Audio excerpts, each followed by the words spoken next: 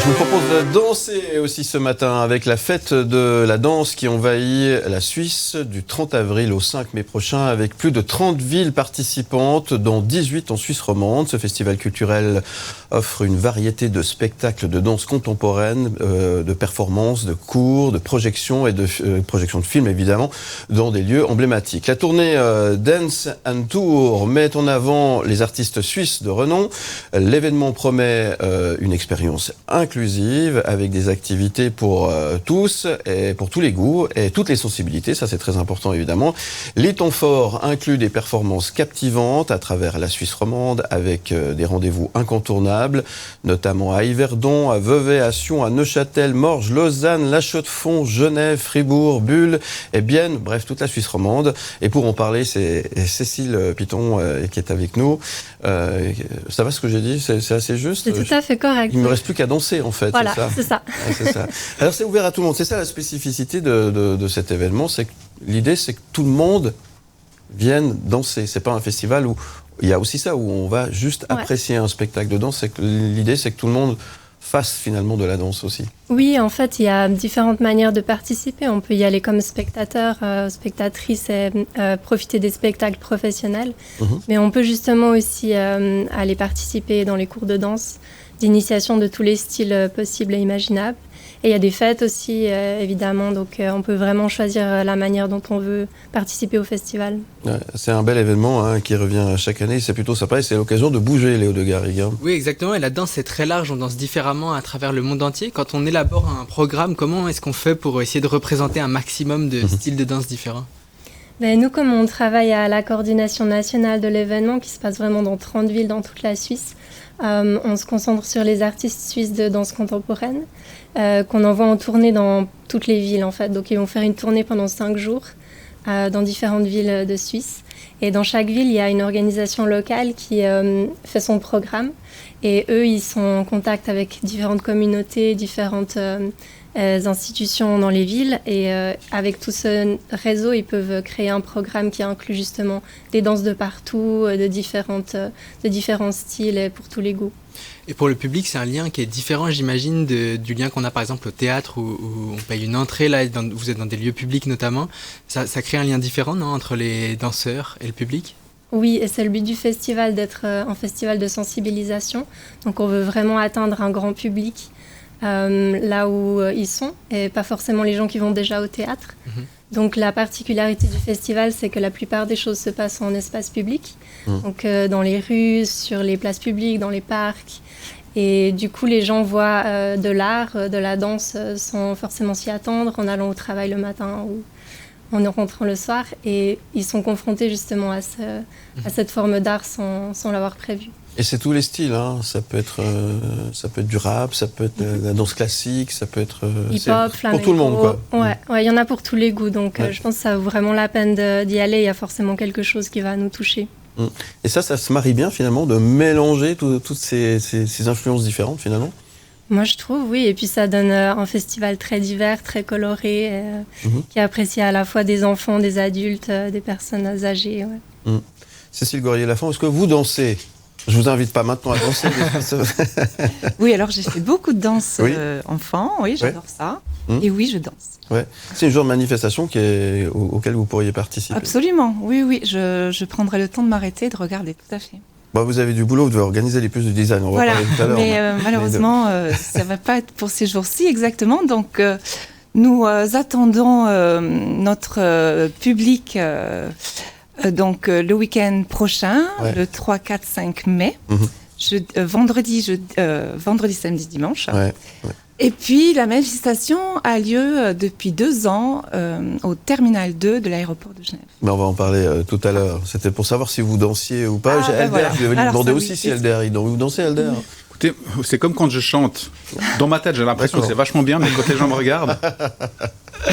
Ça n'a pas besoin d'être bien, le but c'est de danser. C'est ça l'idée, c'est que finalement, il n'y a pas besoin d'être un initié, finalement, même les débutants ou ceux qui ne sont pas des des pros de la danse peuvent Absolument. venir s'amuser, c'est ça Des l'idée. cours d'initiation, donc c'est vraiment ouvert à tous les niveaux, ça c'est très important.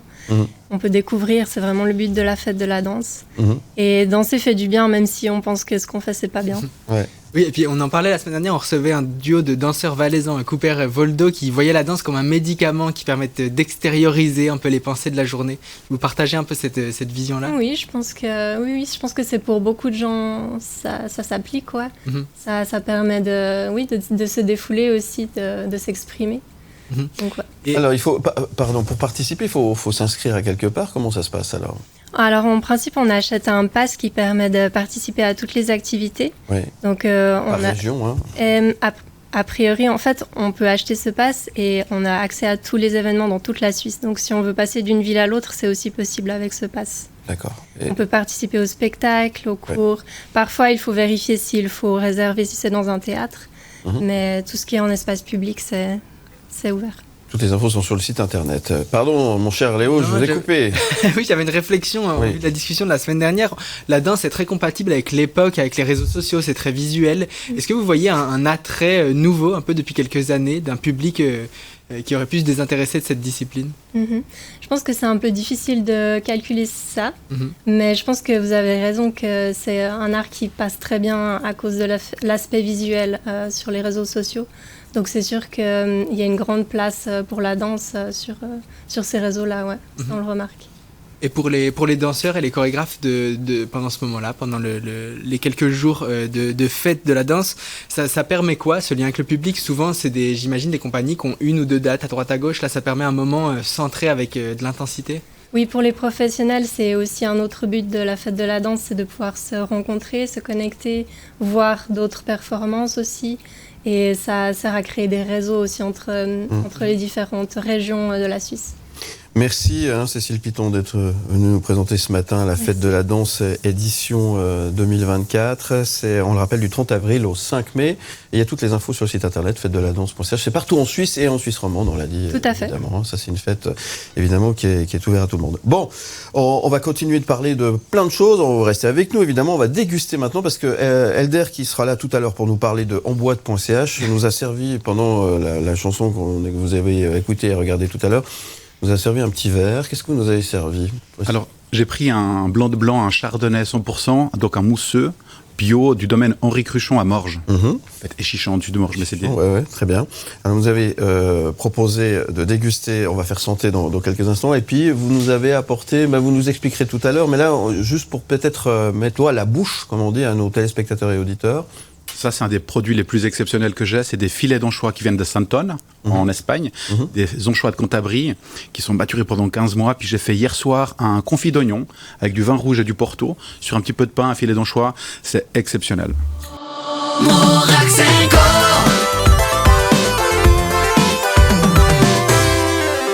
Destination Genève maintenant pour un événement qui promet une chasse au trésor vintage inoubliable. Vous allez pouvoir découvrir la 14e édition des Puces du Design. C'est du 3 au 5 mai prochain.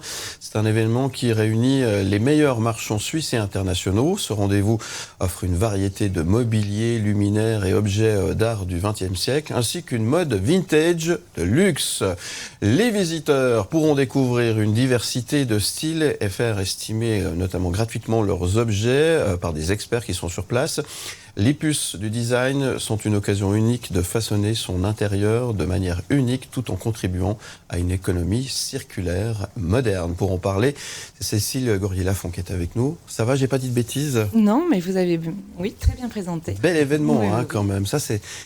Alors, je le disais tout à l'heure, je vous ai posé cette question peut-être un peu basiquement. C'est une brocante XXL que vous nous proposez. Exactement. Donc, c'est un rendez-vous unique à Genève, avec des exposants qui viennent de toute l'Europe, et puis de la Suisse, bien entendu. Et alors, pardon. C'est le problème de manger et boire à cette heure-ci et à l'antenne. Voilà, il n'y a pas de souci, vous êtes tout excusé. Merci. Oui. Voilà, alors ce rendez-vous met en valeur tout le mobilier vintage du XXe siècle, tout autant que la mode. On a les plus grandes marques qui se réunissent. Je pense à Yves Saint Laurent, Dior, Chanel, Hermès, bien sûr. Voilà, donc une occasion unique de se procurer une pièce exceptionnelle, de voir rassembler plusieurs pièces exceptionnelles, ce qui est assez rare dans notre quotidien quand on va chiner de nous-mêmes. Là, tout à coup, tous les vendeurs se réunissent pour nous. Donc, c'est merveilleux. C'est un très beau moment. Cette année, nous allons avoir de très beaux luminaires, avec notamment un exposant qui nous vient de Saint-Tropez. Nous aurons de magnifiques, très beaux choix de fauteuils IMSS. Enfin voilà, un très beau rendez-vous. Ouais. Ce qui change, c'est que c'est des objets spécialement sélectionnés pour être présentés à cette édition. Hein. Exactement. Donc, nos exposants gardent de très belles pièces qui réservent au public genevois. Alors, et puis on peut venir avec des choses à faire estimer, hein, je le disais en introduction, parce que en fait, les brocantes aujourd'hui, si on aime chiner, c'est très tendance, hein, ça marche, ça cartonne. Hein. Oui, tout à fait. Alors ça répond à la mode actuelle, le recyclage, l'intérêt des objets anciens, faire revivre ces objets. Oui, voilà, donc c'est tout à fait tendance, très recherché. Nous avons un public de tout âge, très jeune, de tout âge. C'est toujours très intéressant, de tout horizon. Alors, c'est vrai qu'on ne répétera jamais assez qu'il y en a pour toutes les bourses. Hein. On peut trouver des objets à 10 francs, comme on peut trouver après, évidemment, on peut atteindre des très belles sommes. Voilà, donc ça s'offre à tout le public très varié. Ouais. Ça, c'est important que vous le précisiez. Donc oui. Ouais. Et puis alors, en surprise cette année, donc nous offrons bien entendu l'estimation. Donc des experts seront sur place pour estimer votre objet. Et puis pourquoi pas réaliser une affaire conclue, puisque vous avez évidemment les experts, les exposants qui sont toujours à la recherche d'objets anciens, rares, de pièces uniques. D'accord. Léo de Garrigue, la brocante, non, oui, ça me tente. Moi, il me vient une question. Est-ce qu'il faut venir avec un but précis? Je veux une chaise, une table, ou est-ce qu'on vient et on se laisse avoir par l'endroit? Alors, je dirais que les deux sont possibles. Hein. Si vous voulez venir chercher une chaise, vous aurez l'embarras du choix, avec des inspirations totalement différentes. Hein. Vous aurez un choix des années pop, plutôt scandinave. Voilà, c'est ça qui est aussi merveilleux, c'est que tout à coup, un choix exceptionnel s'offre à vous, d'une part. Et puis après, si vous arrivez sans idée précise, alors c'est une belle promenade. Vous allez vous faire l'œil parce qu'on a de très belles choses, apprendre beaucoup de choses. On échange beaucoup. Les exposants sont très disponibles. Il y a beaucoup d'échanges sur ce salon. On se fait, il y a des relations qui se créent. Et puis, je doute que vous repartiez sans rien, parce qu'on a un coup de cœur à tous les coups. C'est quoi les objets hyper tendance, très recherchés aujourd'hui? Il y a des choses, il y a des modes comme ça aussi, ou des cycles, ou je sais pas comment les appeler. Alors évidemment, vous parliez de chaises, les images là, les chaises de IMSS sont vraiment un grand standard, très recherché. Là aussi, il y a un très beau choix avec une grande variété. Vous pouvez choisir vos pieds de chaises. Donc ça, c'est aussi rare parce que quand on va chiner chez un brocanteur, il a un exemplaire, 2 exemplaires, peut-être 3, mais on n'en a pas tout à coup une vingtaine, une trentaine sous les yeux, quoi. Donc ça, c'est très, très chouette. Et puis, c'était pour citer que cela, mais on a eu la grande tendance Togo.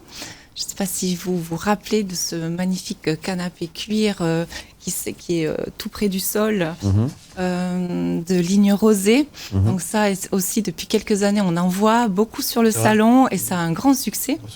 Il y a toutes sortes de choses. La mode, bien entendu. On retrouve des pièces iconiques de la mode. C'est toujours très beau à voir, à essayer. Voilà, on se fait plaisir. Ça fait bien envie. Vous chinez, Cécile, un peu? Oui, non? Un peu, de temps en temps. Un petit peu, oui. Et Elder, un petit peu? De temps en temps à Lille, au pied du Jura. Il y a souvent en plein air la brocante. Je me réjouis de venir découvrir chez vous. Ça va être un bel événement. Oui. Ça se déroule à Genève, on l'a dit, près de l'aéroport, hein, c'est ça? C'est ça. Donc depuis 3 ans, nous sommes au pied de la tour de contrôle. Donc on est assez facile à trouver, vous levez les yeux, on cherche la tour de contrôle et on est au pied. Donc en fait, on investit l'aéroport originel de Genève, qui a été construit en 1950 et qui a été aussi dessiné par Hergé dans un des épisodes de Tintin. Absolument. Donc on retrouve cet endroit magnifique avec les odeurs, les senteurs, les matériaux des années 50. Ça procure une atmosphère toute particulière, très agréable, très sympa, qui vient encore renforcer l'esprit vintage. C'est du 3 au 5 mai prochain, c'est la 14e édition. Les horaires d'ouverture, il faut venir tôt parce que si on veut les bonnes affaires, c'est ça hein? Ah, c'est ça. Donc on a 10h à 19h, de vendredi, samedi, dimanche, on ferme à 17h. Ouais.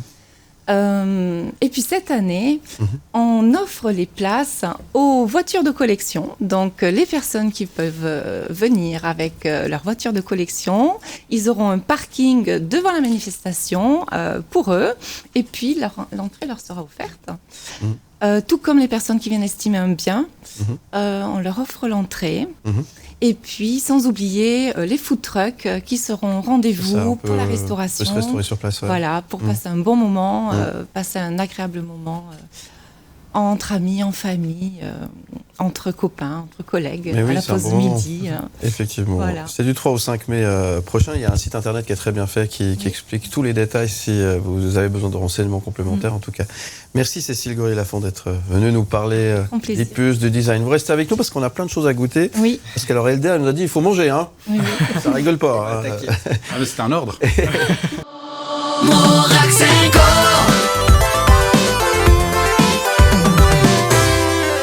Et ce matin, autour de la table, nous recevons aussi un passionné de gastronomie. Il y a quelques années, il a fondé enboîte.ch, une plateforme en ligne proposant les meilleurs produits des conserveries portugaises. Cette initiative a très vite séduit les amateurs de poissons de qualité et offre une alternative rafraîchissante avec différents produits traditionnels.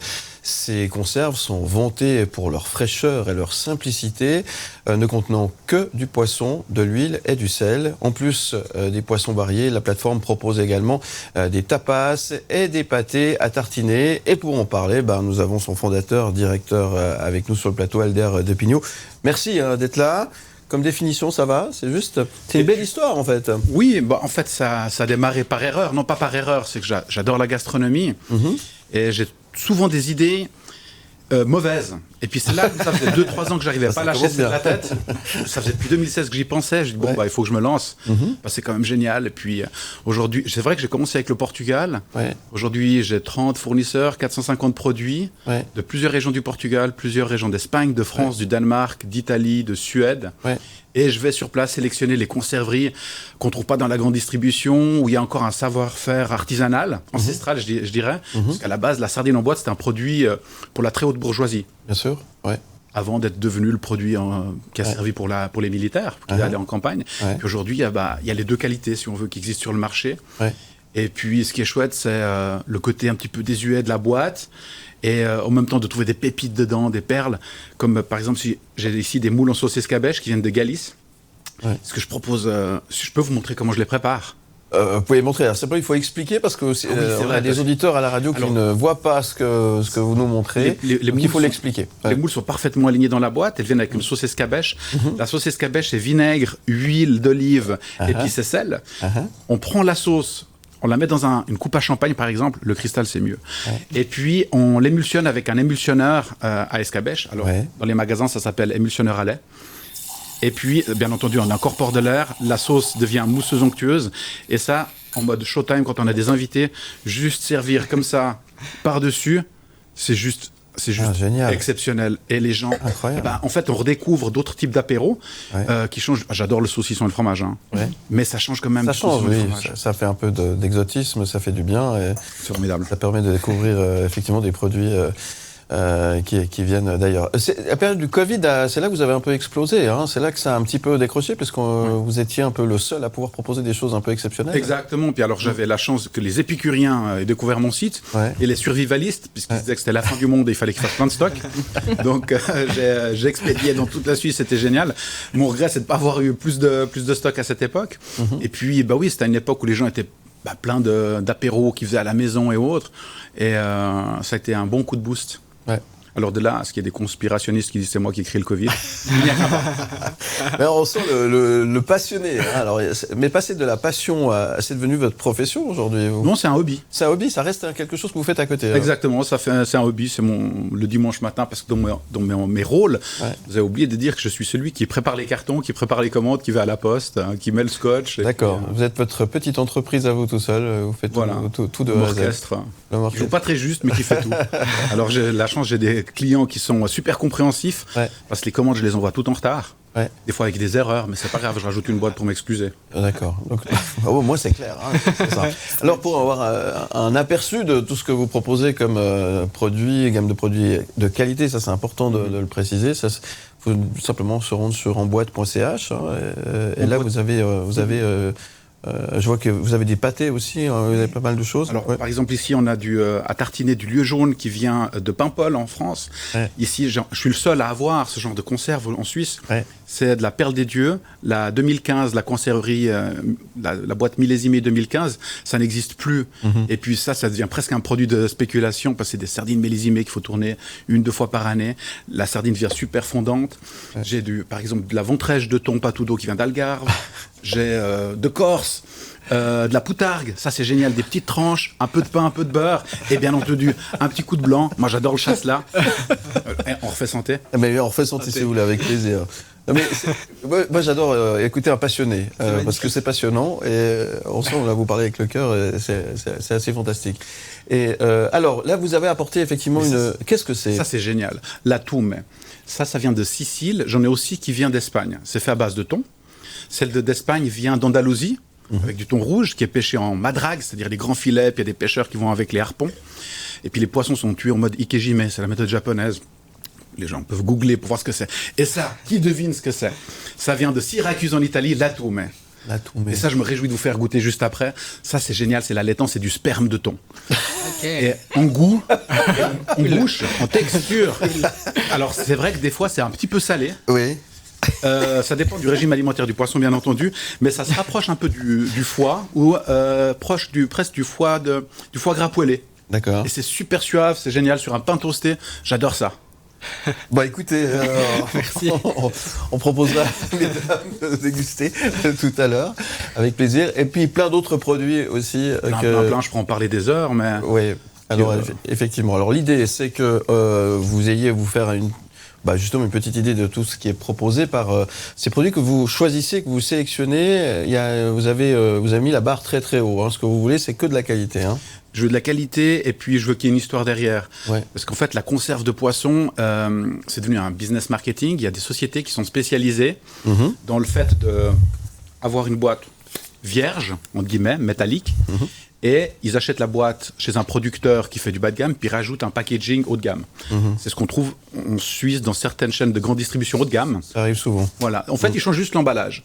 Et puis ces sociétés m'approchent pour que je vende leurs produits, mais moi, je vais toujours visiter les producteurs, je vais regarder comment ils fabriquent, est-ce qu'ils travaillent avec du poisson frais, du poisson surgelé. Par exemple, en boîte, de la sardine MSC, ça n'existe pas. Ou alors elle doit être surgelée, elle a traversé toute la planète congelée. Les petits producteurs n'ont pas les moyens de faire de la sardine MSC. Donc, si c'est du MSC, c'est que c'est de l'industriel, par exemple. Et ça, j'ai découvert au fur et à mesure en allant travailler avec les petits producteurs petits. C'est des sociétés de 10, 20, 30 personnes, des fois 100. Mais ce qu'on trouve en grande surface, c'est des collaborateurs, ça vient de Thaïlande et autres. Puis c'est des sociétés où il y a 10 000 ouvriers qui travaillent du congelé. Puis donc, moi, je veux qu'il y ait une petite histoire derrière le produit. Et puis ça se ressent quand les gens dégustent. Moi, je donne tout le temps au conseil, invitez des amis. Soyez 6, 8, ouvrez 10 boîtes. Et vous dites pas ce que c'est, vous mettez juste du pain et puis des fourchettes et tout le monde tape dedans et les gens passent un moment super à refaire le monde, puis à dire ah mais je préfère celui-ci, puis ça me rappelle ça, et c'est à chaque fois des super découvertes. Très bien, mais on sent, c'est le partage aussi. Ça, exactement. Ça. Vous êtes un vrai épicurien, comme on dit. Voilà. Vous avez des journées incroyables parce que si vous travaillez à côté, plus vous faites ça, vous allez voir les producteurs en en question. Vous dormez de temps en temps ou... Alors, cette nuit, non, parce que je faisais le confit d'oignons qu'on mangeait ce matin, mais oui, mais en fait, c'est quand on fait ça pendant ses vacances, c'est du plaisir. C'est du plaisir. Exactement. Bon, écoutez, en tout cas, on sent le plaisir du partage. On vous remercie aussi pour ces produits que vous avez apportés aujourd'hui autour de la table. Et tout simplement, si on désire en savoir un petit peu plus sur ce que vous proposez, le site internet, tout simplement, c'est là qu'on trouve ce que vous proposez. Oui, vous pouvez voir des petites nouveautés sur Instagram, onboite.ch ou Facebook, et puis le site web, onboite.ch. Et puis, mais soyons fous, c'est que si vous avez écouté cette émission, puis vous passez commande, vous mettez juste un petit commentaire, puis je vous offre une boîte de sardines, une petite ventrèche de thon, cadeau comme ça. Et ça me fait vraiment plaisir. Merci beaucoup, Elder. On aime votre enthousiasme. Qu'est-ce qu'on peut vous souhaiter alors? Parce que c'est une petite entreprise qui ne connaît pas la... voilà. C'est pour ça que j'ai créé onboite.ch. Bon, on ça vous fait souhaite. 5 ans. Oui. Ça a décollé aujourd'hui grâce à l'émission avec MLM Media. En tout cas, merci beaucoup.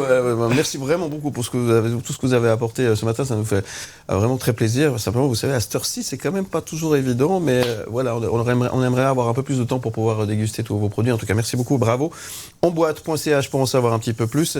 Merci à Cécile Gorier-Lafont. Merci beaucoup d'être venue ce matin. On rappelle que les puces du design, c'est du 3 au 5 mai prochain. Et vous vouliez rajouter quelque chose à ce qu'on a dit tout à l'heure? Oui, tout à fait. Je voulais ajouter que cette année, nous allons avoir un stand d'exposition du designer Jean Prouvé, oui. De pièces exceptionnelles. Donc, c'est un designer du début du XXe siècle. Et donc, quelques pièces sont rassemblées aux puces du design. Ça va être très intéressant pour les visiteurs d'admirer cela. Très bien, du 3 au 5 mai à Genève, sous la tour de contrôle de l'aéroport. Exactement. Merci beaucoup, en tous les cas. Le site internet également vous permet d'en savoir un petit peu plus. Et puis, la fête de la danse, la fête de la danse, du 30 avril au 5 mai prochain. Merci aussi à Cécile Piton d'être venue ce matin. Plein succès aussi pour cette manifestation. Et on vous dit à bientôt. Merci. Merci à tous les trois. Merci également à Léo de Garrigue. Le temps passe très très vite. Hein. Oui. Ça va, il déguste? On a un peu dégusté, on va s'empresser de continuer. Il faut tout finir, ça rigole pas.